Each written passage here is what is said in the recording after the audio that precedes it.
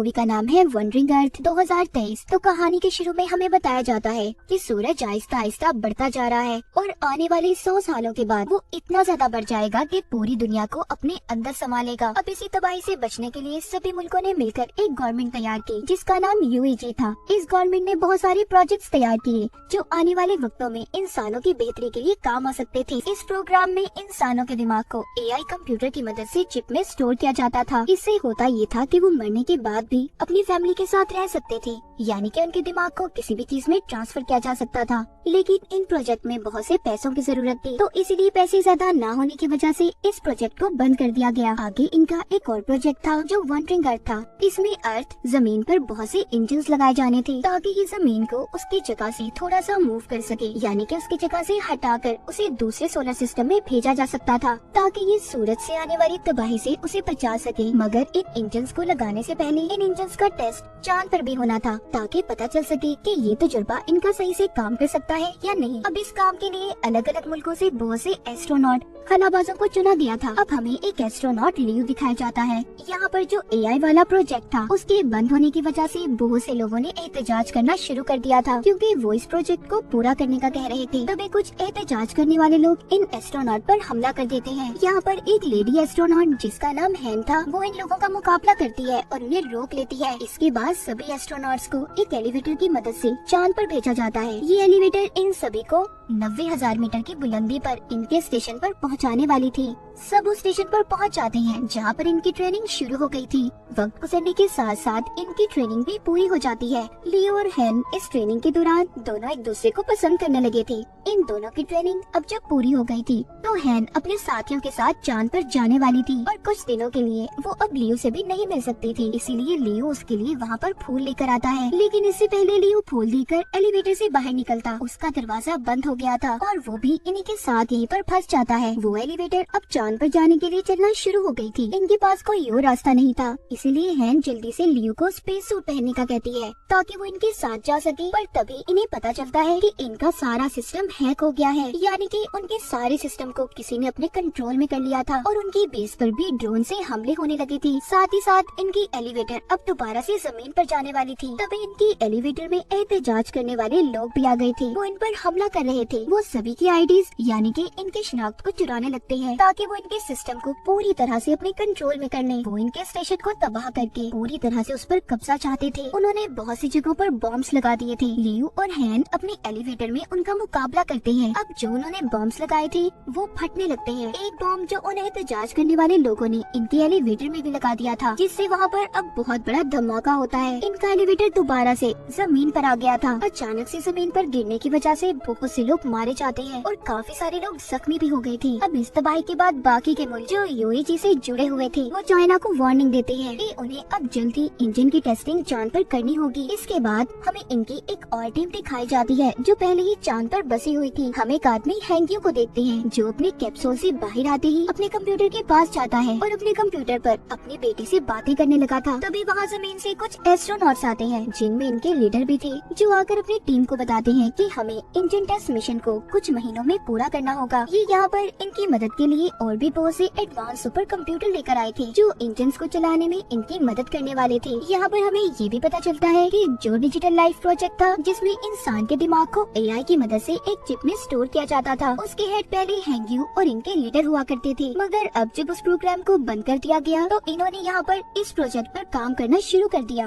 हैंग्यू यहाँ पर अपनी बेटी से बातें करने लगता है। यहीं पर हमें ये पता चलता है कि कुछ सालों पहले हैंग्यू की फैमिली का एक्सीडेंट हो गया था, मगर उसने अपनी बेटी के मरने से पहले उसके दिमाग पर एआई वाला पहला तजुर्बा किया। उसके दिमाग को उसने एआई की मदद से चिप में स्टोर कर लिया, मगर उसका ये तजुर्बा बस कुछ वक्त के लिए ही था। यहाँ पर जो हैंग्यू के लीडर सुपर कंप्यूटर को लाए थे, हैंग्यू उसकी मदद से अपनी बेटी को दोबारा से एआई रोबोट बनाकर जिंदा करना चाहता था, मगर उसके लीडर इस काम के लिए उसे मना कर देते हैं क्योंकि ये काफी खतरनाक था।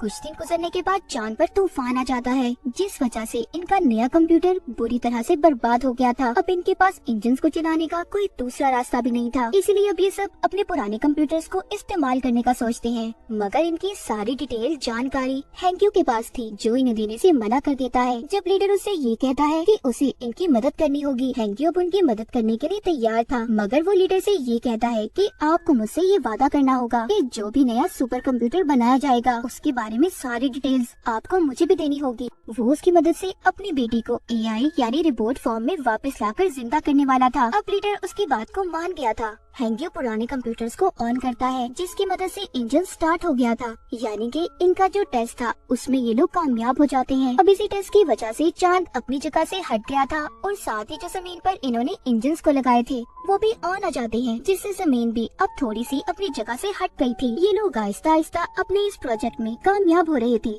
जो सूरज की वजह से तबाही होने वाली थी, इनका वो डर भी अब खत्म हो रहा था। सब कुछ ठीक होने के बाद जैसे जैसे वक्त गुजरता है, यूएजी ने और भी बहुत से प्रोजेक्ट को स्टार्ट किया था, जिसमें इनका एक और प्रोजेक्ट जो अंडर सिटी था, जहाँ पर इन्होंने जमीन के नीचे कुछ शहरों को बनाया था कि अगर जमीन पर कोई तबाही हुई तो बहुत से लोग वहाँ पर जाकर रह सकते हैं, मगर वहाँ का टिकट हर किसी के पास नहीं था। इसके बाद हमें कहानी में हैन और लियो दोबारा दिखाए जाते हैं, जिनकी अब शादी हो गई थी, उनका एक बेटा भी था। पर जब ये लोग मिशन पर गए थे तो उस वजह से हैन को कैंसर हो गया था, इसीलिए उसकी हालत बहुत खराब होती है और वो बहुत जल्दी मरने वाली थी। अब नए सुपर कंप्यूटर्स भी बना दिए गए थे, उनके अंदर बहुत सी एडवांस टेक्नोलॉजी को भी डाला गया था। उन्हीं में से अब एक कंप्यूटर जिसके सामने लियो बैठा था, वो कंप्यूटर उसका इंटरव्यू ले रहा था। यहीं पर हैंक्यू भी उन्हें देख रहा होता है। जब रात होती है तो रात को हैंक्यू अब उन कंप्यूटर्स के पास जाता है। जैसा कि हम जानते हैं, वो इन कंप्यूटर की मदद से अपनी बेटी का रोबोट बनाना चाहता था, पर यहाँ तभी इनकी हेड आ जाती है, जो हैंक्यू को ये सब करने से रोक रहे थे। मगर इससे पहले हैंक्यू ने बहुत सारे कंप्यूटर के सिस्टम्स को खराब कर दिया था, जिसका नुकसान चांद पर जो इन्होंने इंजन्स लगाए थे उन्हें होता है।